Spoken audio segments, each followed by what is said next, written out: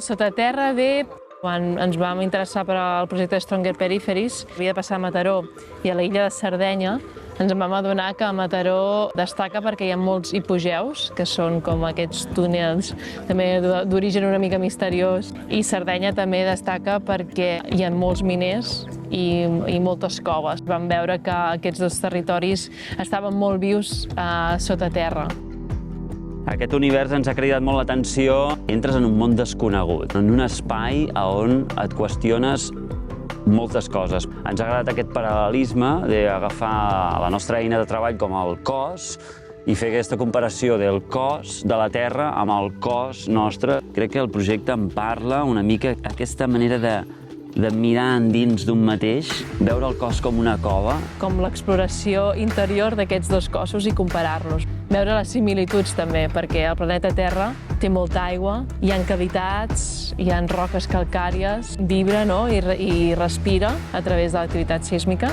I veiem que les persones també som molta aigua, tenim cavitats.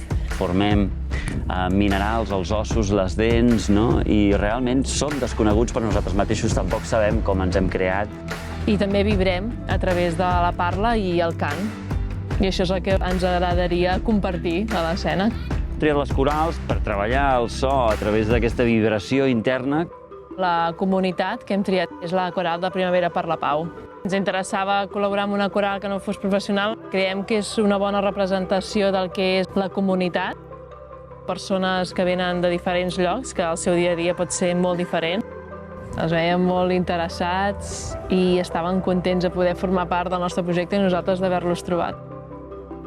Vam fer una sessió de sound painting i de conduction, que són sistemes de composició instantània que es basen en composició a través de signes. Vam fer com una pràctica que vam gravar i serà la que d'alguna forma traurem els sons per derivar-los a la música de l'espectacle.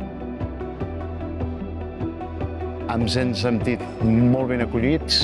Jo he trobat que és un procés molt interessant perquè no deixa de ser una introspecció. Tinc ganes de veure com queda tot això, des de veus, des de sons, des de llums. Per mi ha valgut la pena, ho dic molt en sèrio.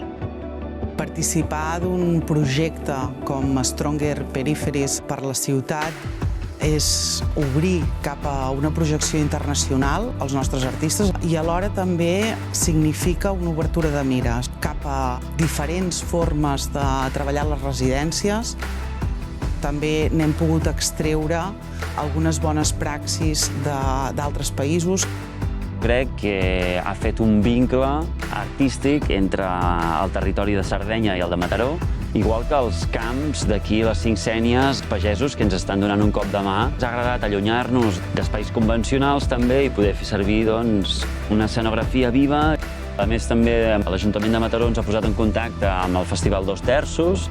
Per tant, s'ha trenat aquí una ajuda, una força d'unió entre cultura, territori i art.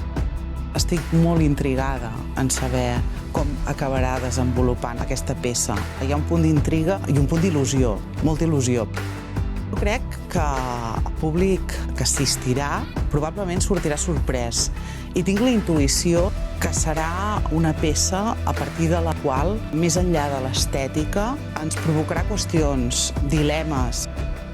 I personalment m'il·lusiona moltíssim perquè crec que aquesta és una de les finalitats de les expressions artístiques, que és el sacsejar consciències, fer ciutadans i ciutadanes més crítiques, més participatives, més col·laboratives. Aquest espectacle està per desenterrar. És el nostre tresor.